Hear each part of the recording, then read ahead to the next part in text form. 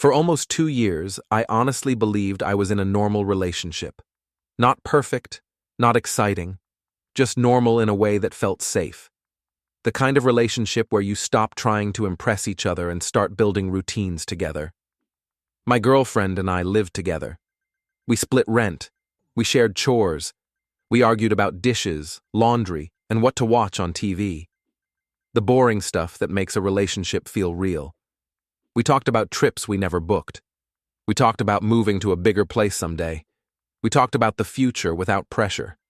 Nothing felt fake, at least not to me. Looking back now, I can see the signs clearly. But at the time, I explained everything away. She didn't like posting photos of us online. She said she valued privacy and didn't like sharing her personal life. I respected that. She avoided bringing me to work events. She said her coworkers were boring and that work should stay at work. I respected that too. She didn't like mixing worlds, as she called it. Friends were friends, work was work, home was home. I trusted her. More than that, I defended her. Whenever someone hinted that something felt off, I shut it down. I told myself that trust meant not questioning every little thing. I told myself that relationships fail because people overthink. I thought I was being mature. The night everything changed didn't feel special at all. We had dinner at home, something simple, watched a show we barely paid attention to. She laughed at her phone a few times and said it was work stuff. I didn't think anything of it. Then she stood up and said she was going to take a shower. She left her phone on the nightstand. A few minutes later, it buzzed. I didn't plan to look. The room was quiet, the screen lit up, and my eyes caught the message without trying. Does he still think you're exclusive? My stomach dropped instantly. For a few seconds, my brain tried to protect me. I told myself it had to be about someone else. Maybe a friend, maybe a joke. Maybe I misunderstood. I stared at the screen, hoping another message would pop up and explain everything. Instead, another one came in. You said this was temporary. I can't keep lying for you. My heart started beating fast. I stood there frozen. I knew checking her phone was wrong. I knew about privacy and boundaries. But something about those messages felt serious in a way I couldn't ignore. This wasn't playful. This wasn't casual. This sounded like a problem that had been going on for a while. She had given me her passcode months ago. Just in case, she said. I had never used it before. I never felt the need to, until that moment. My hands felt heavy as I unlocked the phone. And the moment I did, the version of my relationship I believed in started falling apart. The messages were from one of her coworkers, a woman I'd heard about but never met. She had come up in stories before, usually as that annoying coworker. This wasn't flirting. This wasn't joking. It was a serious conversation. The coworker sounded frustrated, almost tired. She wrote things like, "People at work think you're serious about him. They're starting to ask questions. I can't keep covering for you." Covering for you. That word stuck in my head. My girlfriend replied calmly. Too calmly. Relax. He doesn't know anything. He's just my boyfriend at home. Boyfriend at home. I had to read that line twice. Not boyfriend, not partner, not future. Boyfriend at home. Like I was a role she played when she walked through the front door. My chest felt tight, but I kept scrolling. The messages went back weeks, then months, and slowly a picture started forming. At work, she wasn't hiding anything. She was openly dating someone else. A guy higher up, confident, well-liked, someone people respected. They went to lunch together. They showed up to events together. Everyone assumed they were a couple. I didn't exist in that world. I was never mentioned, because I wasn't supposed to be. Suddenly, every excuse made sense. Why she never wanted me near her job. Why she avoided office parties. Why she insisted on meeting me far from where she worked. I wasn't a secret by accident. I was hidden on purpose. One message from the coworker made my hands shake. What happens if they run into each other? My girlfriend replied, "They won't." Then another message. I just need time. Time for what? Time to decide who she wanted, or time to keep lying? I heard the shower turn off. Panic hit me all at once. I locked the phone and put it back exactly where it was. My hands were shaking so badly I had to sit down. She came out of the bathroom smiling, wrapped in a towel, completely normal. "You okay?" she asked. "You look tired." I smiled and said yes.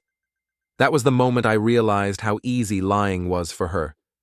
She sat next to me and talked like nothing had happened. About work, about plans, about random things. She laughed. She kissed me. She fell asleep next to me like always. I didn't sleep at all. I just stared at the ceiling, replaying everything in my head, realizing that the relationship I thought I had might never have existed at all. The moment she fell asleep next to me, I knew I wouldn't get any rest that night. Her breathing was slow and calm. One arm rested across my chest like it always did. From the outside, nothing looked different. Anyone watching us would have thought everything was normal, but my mind wouldn't stop. Every message I had read kept replaying in my head. Every sentence felt heavier the more I thought about it. I stared at the ceiling, trying to understand how long this had been going on. Weeks? Months? The entire relationship? Around 3 a.m., I carefully moved her arm and got out of bed. I didn't want to wake her. I didn't want questions yet. I needed to know more before I said anything. I picked up her phone again. This time, I wasn't shaking. I was focused. I searched the other guy's name. It came up everywhere. Messages, photos, plans, inside jokes. Conversations that looked painfully familiar. The same good morning texts she sent me. The same complaints about work. The same "I miss you" messages. The only difference was the tone. With him, she sounded confident, open, proud. With me, she sounded comfortable. I scrolled through photos. There were pictures of them at places she told me she went to with coworkers. Restaurants she said she didn't like. Events she said were boring. In every photo, she looked happy, relaxed, like she didn't have to hide anything, because she didn't. Then I found the group chat. Her coworkers were all in it. At first it looked normal. Work jokes, complaints, memes. Then I scrolled up. That's when my stomach turned. They joked about keeping stories straight. They joked about not letting home life mix with work life. One message made my hands go cold. At least her live-in boyfriend is clueless. There were laughing emojis after it. More replies. He seems nice, though. Yeah, but wrong timing. At least he pays half the rent. I sat down on the couch and stared at the phone. I wasn't just being lied to. I was being discussed, analyzed, reduced to a joke. I was the safe option, the backup, the guy at home. The more I read, the more everything made sense. Every cancelled plan, every excuse. Every time she said she was too tired to go out. She wasn't tired. She was managing two lives.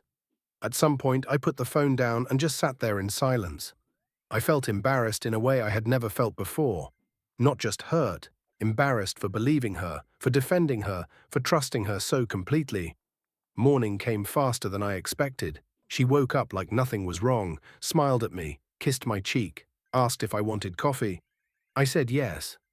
I watched her move around the kitchen, talking about her day ahead, complaining about traffic, mentioning a meeting she had later, the same meeting where the other guy would probably be. She told me she loved me before leaving. I said it back. I don't know why. Maybe habit. Maybe shock. Maybe part of me still hoped I was wrong. As soon as the door closed behind her, I felt empty. I went to work, but my body was there and my mind wasn't. I answered emails without reading them. I nodded during meetings. I barely spoke. All I could think about was how carefully she had built this lie. That evening, she came home acting normal again. She asked what I wanted for dinner. She talked about her co-workers like they were annoying strangers. I couldn't listen anymore. I asked her calmly, "Is there someone else?" She stopped moving. Not confused, not shocked, just still. She sighed and sat down slowly, like she had been preparing for this moment for a long time. "Yes," she said, "but it's not what you think." That sentence felt like a slap. She didn't deny it. She didn't even try. She told me everything. Yes, she was seeing someone else. Yes, people at work knew. Yes, some of her friends knew too. And yes, it had been going on for a long time. "So what am I?" I asked. She looked uncomfortable. "That's not fair," she said. "You matter to me." Matter, not chosen, not respected. Matter. She explained it like a complicated situation she never planned. The other guy had connections, status, a future that made sense. Her co-workers admired him, her family liked him. Me? I was safe, comfortable, reliable, someone she could come home to, someone who listened, someone who supported her, someone who didn't put pressure on her. "I didn't want to lose you," she said. That hurt more than the cheating, because it meant she knew exactly what she was doing. I asked the question that had been burning in my chest. "Were you ever going to tell me?" She looked away. I wanted to decide first. Decide who she wanted. That was when I finally understood. I wasn't her partner. I was her backup plan. After she said it out loud, the apartment felt different. Smaller, quieter. Like the walls had moved closer. I didn't yell. I didn't throw anything. I didn't even raise my voice. I just sat there, trying to understand how someone could talk so calmly about something that was tearing me apart. She kept explaining. She said she never planned for things to go this far. She said she felt stuck. She said she was scared of making the wrong choice. Every sentence sounded like an excuse. I asked her when it started. She hesitated, then gave me a vague answer. "A while ago." I asked her if she ever loved me. She said yes. That hurt more than if she had said no. Because loving someone while lying to them every day is a different kind of cruelty. I asked her why she stayed. She said, "Because with you life felt calm." Calm, not exciting, not chosen, just calm. I realized then that she didn't see what she did as betrayal. To her, it was a situation she was managing, two lives that had to be balanced carefully. I stood up and told her I needed space. She asked if we could talk more later. I said no. I packed a bag that night. Not everything, just enough to leave. Clothes, laptop, charger, the basics. She cried when she realized I was serious. She said I was forcing her to choose too fast. She said I was being unfair. She said I didn't understand how hard it was for her. I didn't argue. I walked out. The first night away from her was the worst. I slept on a friend's couch. I barely slept at all.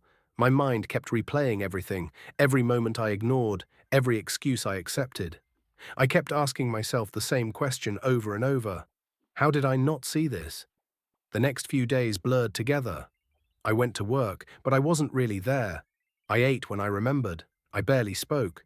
I felt embarrassed telling people we broke up, because I didn't know how to explain why. When I finally told a close friend the full story, they didn't look surprised. That hurt more than anything else. They said, "I didn't want to say anything." That sentence stayed with me. More people knew. More people watched me live in that lie. She messaged me constantly. She said she missed me. She said she felt empty. She said she didn't know what to do without me. I didn't reply. Then her friends started messaging me. Some were apologetic. Some said it was complicated. Some said I was overreacting.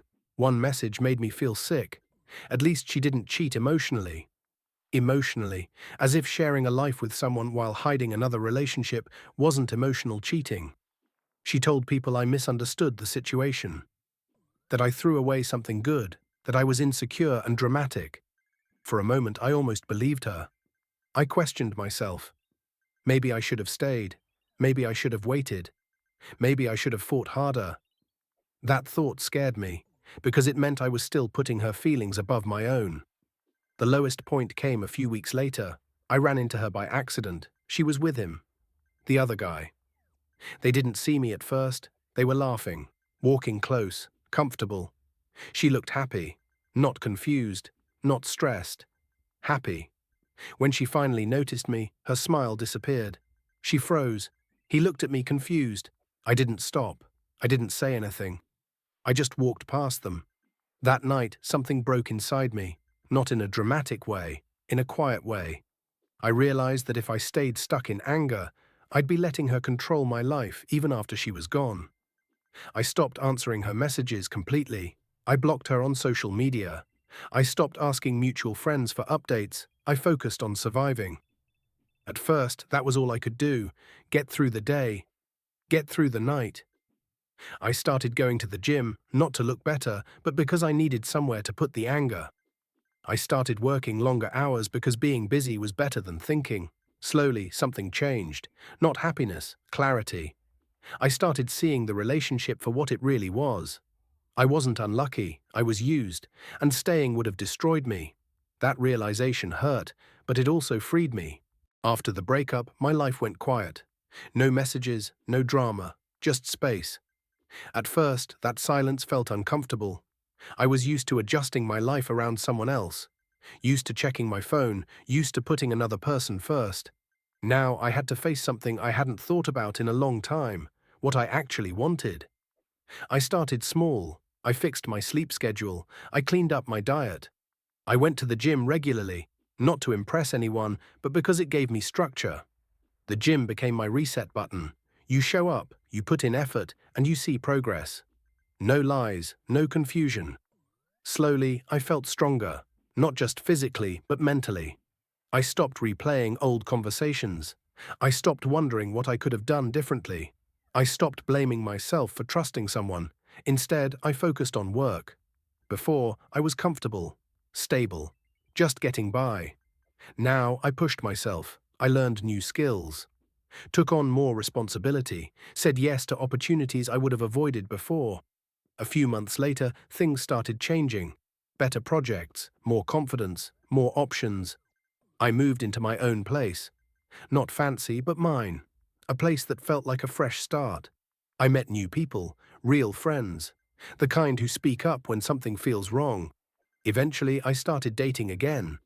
And that's when I realized something important.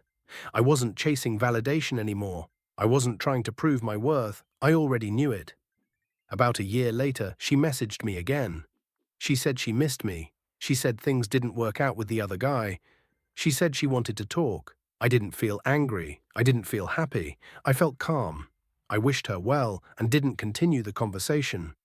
That's when I knew I had moved on. Today, my life is better than it was back then. Not because I won, but because I learned my value. I don't accept being someone's backup plan anymore.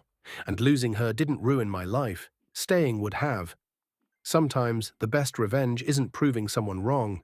It's building a life so good. They don't matter anymore.